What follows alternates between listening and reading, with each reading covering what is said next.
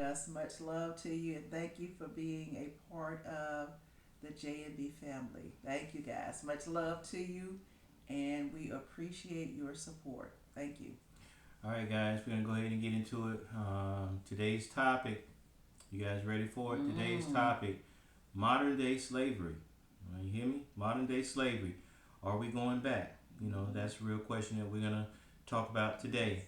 yes. Mm, Hey, y'all, welcome back to another exciting episode of J&B Live Podcast.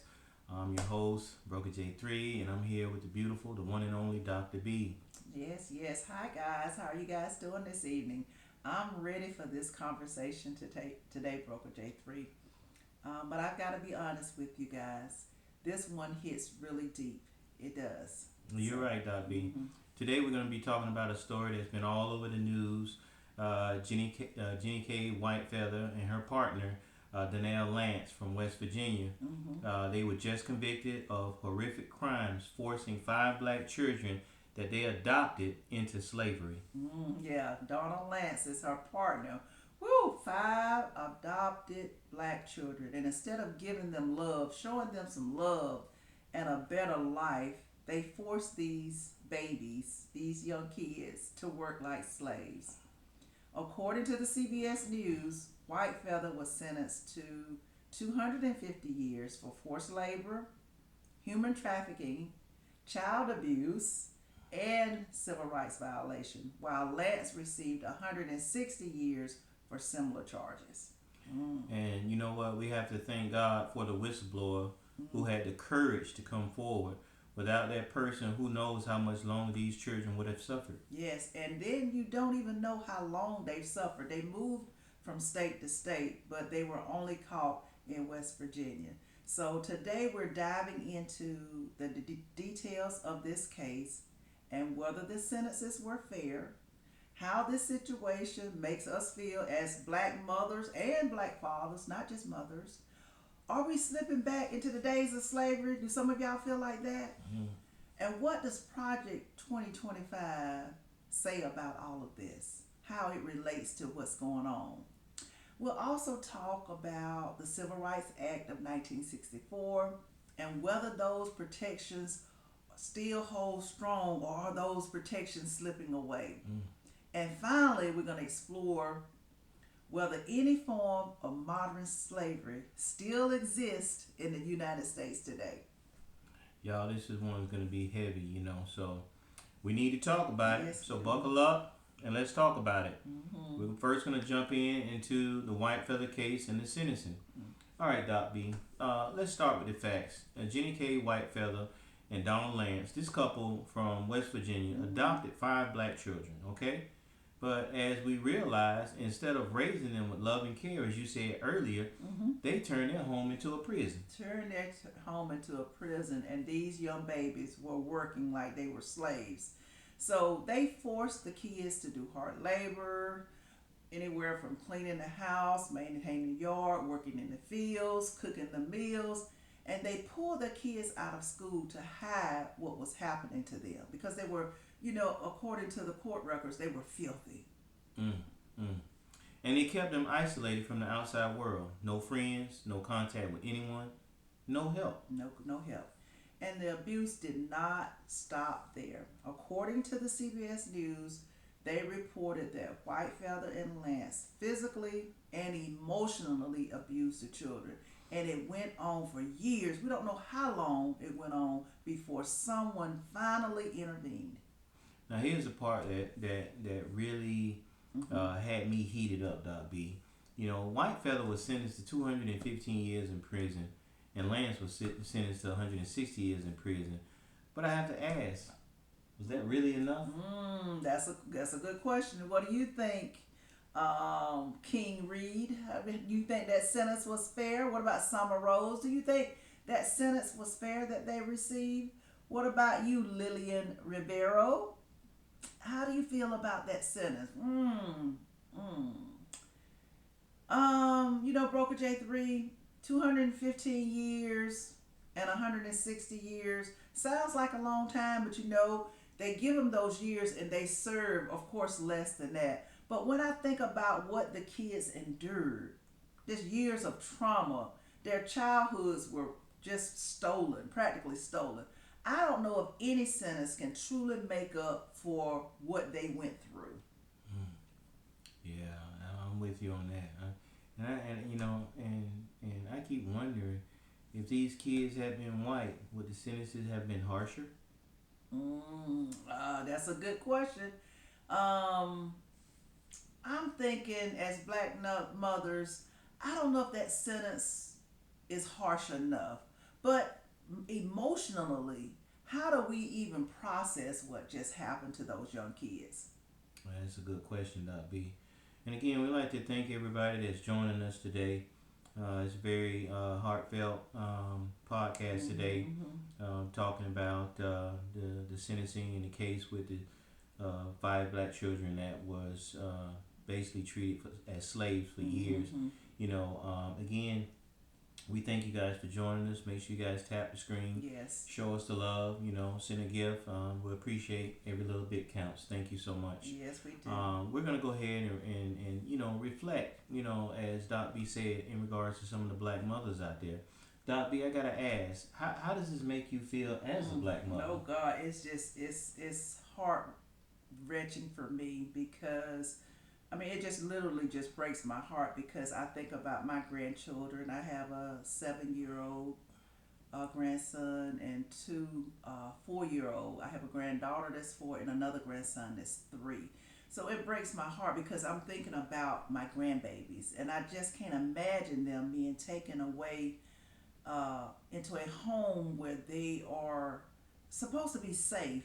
Your kids are supposed to be safe. Your grandchildren are supposed to be safe. But instead, they're treated like slaves. Yeah, same here, Doc B. You know, sometimes I think about my sons or even my daughters when they was Mm, little, and you know, what if someone had taken them, you know, and did the same thing to them? It's just absolutely terrifying to think about. yes, it is. It is sad to think about it. And this is why stories like this hit so hard. It hits hard at the core because we know that our babies are vulnerable. You know, they don't know any different. They're just being doing what they're being told. Yeah, and honestly, Doc B, it y'all gotta excuse me. This is really a tough story because you know any mothers and fathers out there, can you imagine? Literally, just imagine if your child was abducted, taken from you, Mm-mm. and for years, you know, that child endured emotional and physical trauma Mm-hmm. while being treated as slaves. You know, it's this is very hard to even comprehend, and even not be as you think about today, not just with what happened with those kids. You know, it has me wondering: are we really slipping back into the days of slavery? Yeah, you have to ask yourself. And even though the kids, the 5 children, were adopted, so they adopted them and they took advantage of the system, and nobody checked on the kids to make sure that the kids were doing okay. But still, you ask yourself, are we slipping back into the days of slavery? Man, I've been asking myself this for a long time because some of the things that happened in the United States, you do view it as some form of slavery. And we're going to talk about the prison system in a little bit. But you also ask yourself, is Project 2025 lurking in the shadows?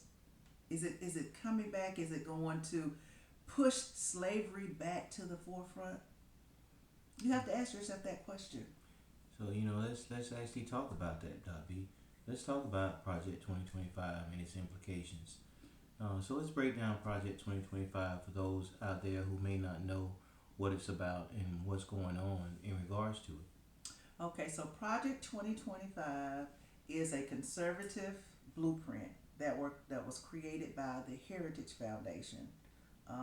We heard a lot about Project 2025 before the election, but now some of the items listed in those 900 plus pages are being implemented. It is designed to overhaul the U.S. government by rolling back civil rights protection, weakening labor laws, and limiting the federal government power to protect marginalized communities. So it's coming. Mm. And when we look deeper into it, I saw that one of their goals is to drastically cut funding to the agencies which we've been watching that as literally every day, that investigate human trafficking and labor exploitation. Yes, yes. It's like you're eliminating the agencies that actually watch over and protect. That actually, they're like the watchdogs for stuff like this that's going on. And if you eliminate that, who's gonna be watching, when situations like this happen, who's going to be policing that? Yeah. And so you ask yourself, what happens if those protections are gone? So who's going to protect the vulnerable children like the ones in this Whitefeather's case? It's interesting. Okay, so I see here, we are a different type of people. Now both sides will suffer from it. That is correct. Both sides are going to suffer. Everybody's going to suffer from it. So, but the thing of it is you ask yourself, are we slipping back into slavery? Because we'll no longer be protected. If those people that mandate and enforce the laws from those organizations, who's going to protect our children? Exactly. And guys, let's not forget, Project 2025 isn't just about policy.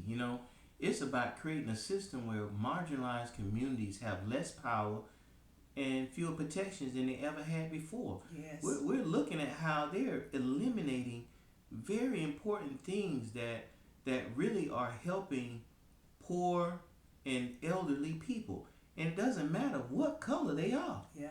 So Sean Stafford, thank you for joining us. Katie, Bremo, thank you guys for joining us. Thank you for your comments. We do appreciate it. Robert Hill, thank you for joining us. We appreciate your gifts. Thank you guys. We really do appreciate it. So we want you to ask yourself, do you think, add a comment in the comment section and let us know how you feel about slavery and Project 2025, and have you been affected recently by some of those changes, okay? Exactly, guys, because you guys know this is an interactive podcast. We love when you guys chime in. We love when you guys mention things that you see that's going on and how you may feel. We appreciate that. We actually look forward to that. And as Doc B said, we thank you for the hearts tapping the screen. Yes. We thank you for the gifts. Please continue. Every little bit counts. Thank you so much. Yeah. Now, what it feels like to me is this is a dangerous step towards systemic oppression. In other words, we're not going forward, we're going backwards. Exactly. So, when you talk about going backwards, let's take it back a few years back where with the civil rights and are we still protected? Let's talk about that. Okay. So now we're going to talk about the Civil Rights Act of 1964.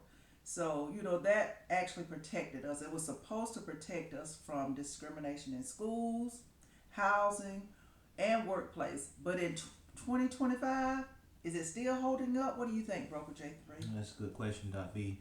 Technically, the laws are still in place. But let's be real. Weak enforcement and loopholes can make the protection feel like it's hollow, like it's not even there. It's non-existent. Yeah. And then you have to think about the conservative court chipping away at key provisions. I am seriously worried about the future of those protections. Will they be around in the next 2 years, 4 years, 6 years? Who knows at this point? I'm not sure. Even with what's happening with DEI right now, releasing, people from their jobs, laying them off, in the thousands. We're not talking about hundreds to thousands, and I feel like the protections actually, Doc B, has got weakened. Yeah. Those marginalized communities always feel it first. I mean, and when I mention marginalized communities, I'm talking about the poor, the minorities. Those are the ones that get hit first, and the elderly. Yes. Those are the ones that get hit first. And the LGBT community. Exactly. And in cases like the Whitefeathers, it just shows us that the system just isn't foolproof at all. And so what's happening is, my sister cousin, that's what we call each other. We were just talking probably about 2 hours ago about, the intent of Project 2025. And she and I both agreed that it's designed to eliminate the middle class. You're either going to be poor or you're going to be rich. There's not going to be an in between. And so that marginalized group is going to be poor people that are going to get affected. And some people don't realize it now. It's going to be extreme. You don't see it. And it's going to hit you and you don't even know it's coming. But it's time for people to wake up and realize what's happening and try their best to be prepared. Okay? Exactly. Yeah. So really that brings us to modern day slavery in the U.S. Yeah. So we've been asking if we're going back to slavery, but here's the truth: modern day slavery, it never left. Exactly, because that's the part that people don't want to talk about. You know, you've been hearing it all over the news. They even want to wipe out slavery from American history altogether. They don't even want to talk about Black history at all. Period, because it's almost like if you don't talk about it, remove it from the textbooks, it never happened. Come on, let's be real. Slavery just evolved, y'all. You know, we done heard it time and time again. Even with the Ku Klux Klan, the only difference is they took the hoods off and they became judges, sheriffs, teachers. You know, they're still here. They're not gone. You know, and it's still happening in different forms of human trafficking. You know, forced labor, and even through the prison system. Come on, let's look at the majority of people that's in the prison system. You know, it's cash for people in the system. Yeah. That's why these prisons are privatized. Yeah. And some of the ones incarcerated work for pennies. On the dollar. Pennies on the dollar. Yeah. So let's break this down, Broker J3. We're gonna keep it going, guys. Add your comments, please. Okay. Well, let's talk about the human trafficking. All right. Human trafficking is a multi-billion-dollar industry. And guess what? And it's right here in the U.S. Vulnerable communities, especially Black and Hispanic girls and immigrants, they're at the highest risk. Yeah. You know, it's amazing. Now, this has been happening for years now. Yeah, for some of the older folks, you know, such as myself, you know, I remember when we was younger, they used to have the little milk cartons. They used to have little kids on the milk carton that was missing. It was going on back then. And it's happening in an alarming manner now. In fact, it was on the news the other day that it was talking about the ring of human trafficking, where it's a lot of the hotel owners or managers that work in the hotels and the I don't want to use that word pimps, you know, but all of them are associated together. You know, it's a mass ring. This is not just one person. This goes up into a higher level, folks. Trust what I'm telling you. Even some law enforcement, some dirty law enforcement are involved in this, guys. Come on now. Yeah. And also, you wouldn't believe this. Sometimes you think it's just in the larger cities. Sometimes it happens even in the rural areas. So you don't know where it's happening. And I didn't know that the rural areas were affected. But yes, it even happens in the smaller cities as well. So what we're going to go to next, we're going to talk a little bit more about human trafficking. So what the traffickers do is they use fear, manipulation, and violence to control the victims. It's a modern day slave trade happening right under your nose. Exactly. And you know, it makes me think about they pulled the tractor trailer truck over and found over 20 people inside that tractor trailer truck. You know, it's happening, guys. You know, be only thing I can say in regards is be very cautious. You know, keep close tabs on your children when they're not there. Use those tracking devices that you guys have, regardless whether your kids like it or not, just so you guys know exactly where your kids are. You know, be very careful in large areas such as arenas, concerts, and so forth like that, and even malls. Yeah. Because those people hang out in those areas and they target kids that are by themselves.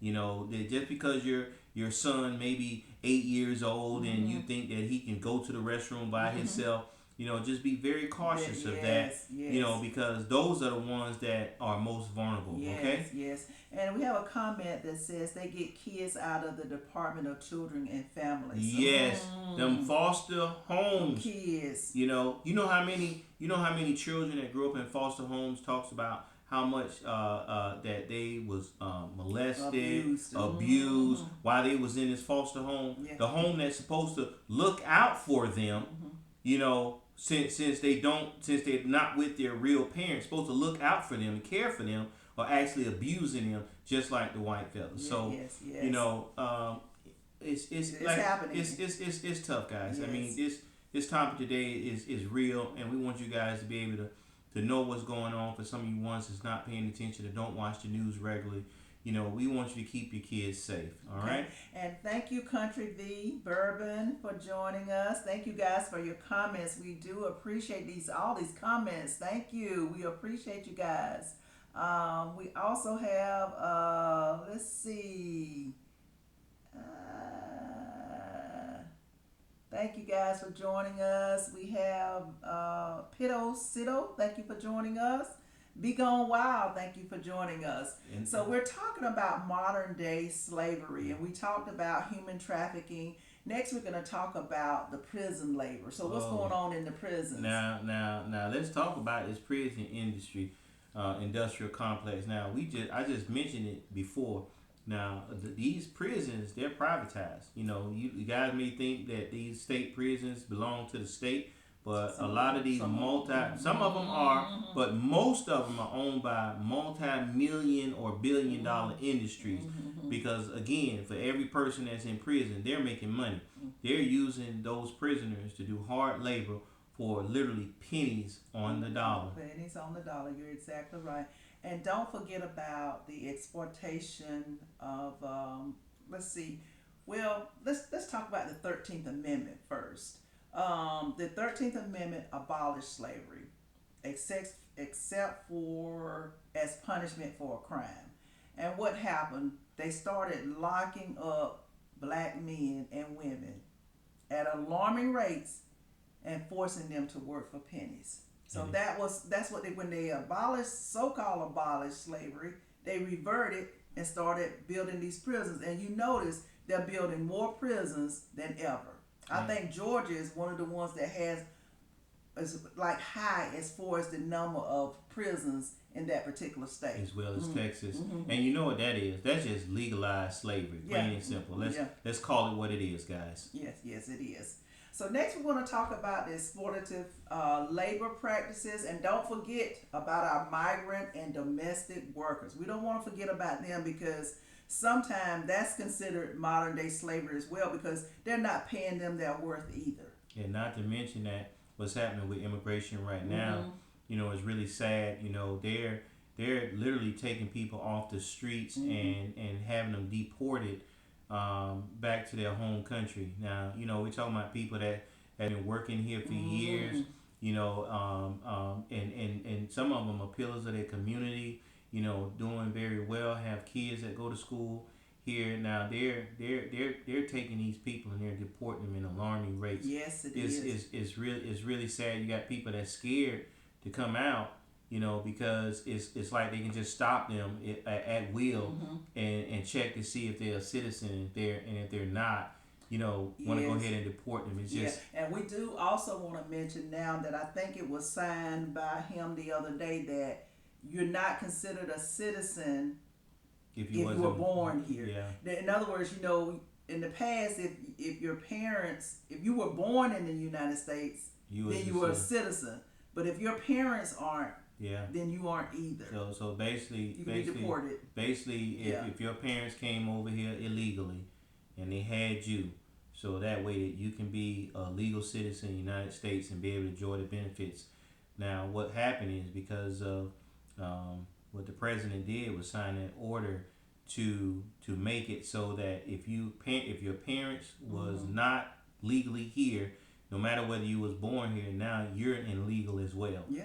So a lot of these things are just now happening. So you're not going to see the implementation of a lot of these things until a few months to come, and you guys are going to really realize how rough it's going to get out here for a lot of people. And many workers, even right now, facing harsh conditions with little to no protection at all. Yes, okay. So next, what can we do? So Broker J3, what do you think we can do about all of this? Well, the best thing that we can do, Doc B, is stay informed. Stay informed. You know, that's the most important thing. That's what me and Doc B are doing right now. We're trying to inform you guys on what's going on. The next thing we do is speak out. We need to talk about these things that's going on. We can't be silent because being silent And watching things happen and not talk about it, that's not going to fix the problem. Mm-hmm. We need to support the organizations that fight against human trafficking and prison reform. We have to support them because they are doing the right thing, and we want to support the people that's doing the right thing. And most importantly, this past election, Yes. we realized what a lot of people didn't do was vote. Yeah, yeah. A lot of people say, well, it doesn't matter. It does matter. That is what they're trying to put into your head, that it don't matter whether you vote or not. That is not the case. Stop believing that lie. Get it out your head. Your vote does matter. Yes, it does. Yes, it does. And you want to hold our political leaders accountable. They are accountable for what they're doing. Because if we don't hold them accountable, it says if we don't hold them accountable, who will? Someone, I think this was B posted, Florida has a bill going forward that teenagers are eligible to work overnight with no restrictions. Oh wow. Oh wow. Oh wow. Yeah. See, this is what's key. You have to stay informed, know what's going on in your particular county. So this is happening in Florida. So what's happening in your state? You have to hold these leaders accountable, and you must get out and vote. And see, what's happening now is some people took voting for granted in the November election. Now all of these things are happening, and you're not prepared because you were told the okie doke. You were told you were not going to be affected, but guess what? It's going to affect all of us, because even if the migrant workers are shipped, guess what? They work at cheaper costs. So guess what? All of our prices are going to go up. Just like they're doing right now. People don't see the underlying effects of what can happen. They just think if it doesn't hit them on the surface, then they're not going to be affected by it at all. But that's not the case. You will be affected by it in the long run. Exactly. So what we have to do is we have to educate our communities, because if we don't, who will? We appreciate you guys for joining us. Thank you so much for joining the live today. We definitely appreciate it. You continue to keep tapping the screen and show us the love. Yes, thank you. We appreciate that, and continue to send those gifts, guys. We love those gifts that you constantly keep sending us. We appreciate it, because every little bit counts. And we do appreciate it. So what we're going to do is, going forward, we have to make a plan.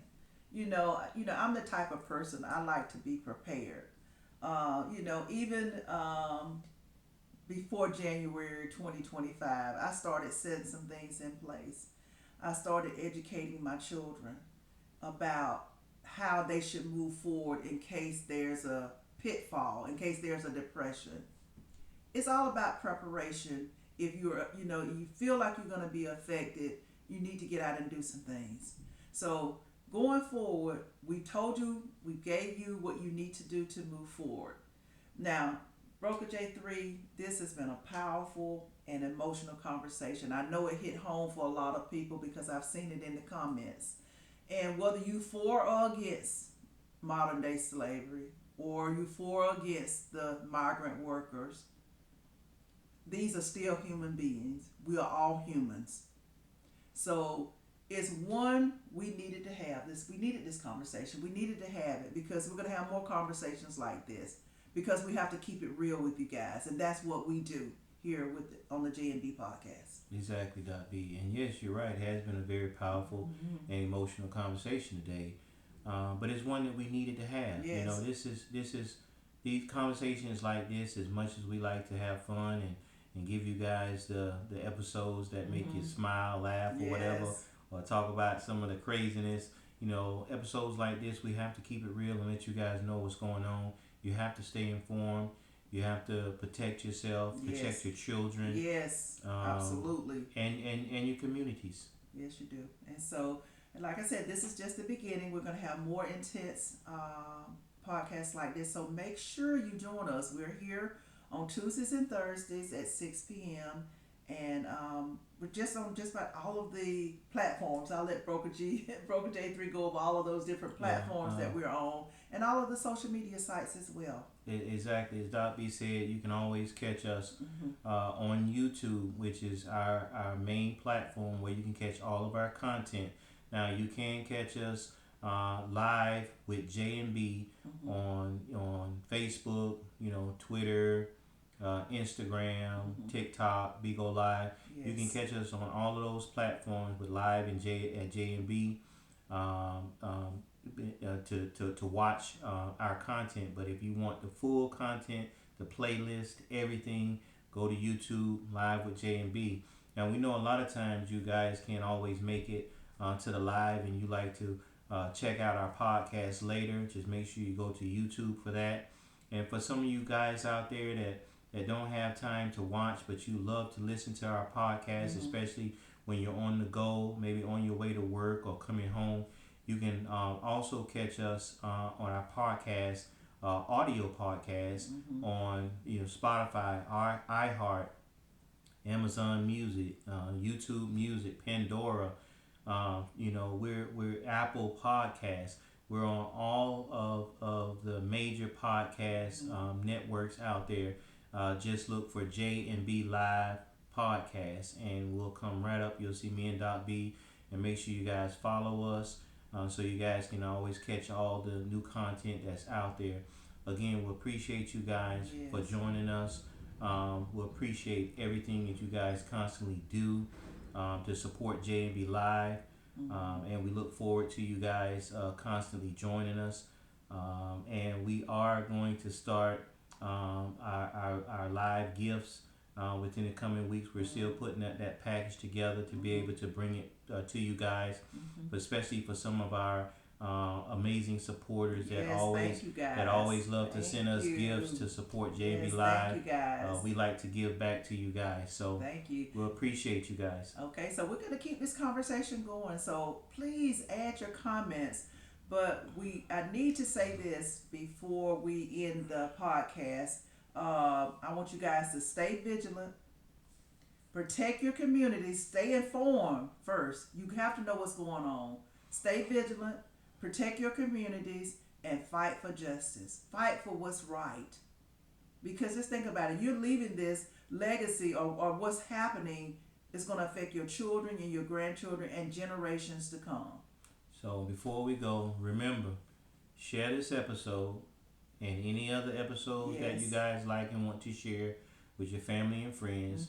Make sure you like and subscribe to J&B Live or Live with J&B, and stay informed.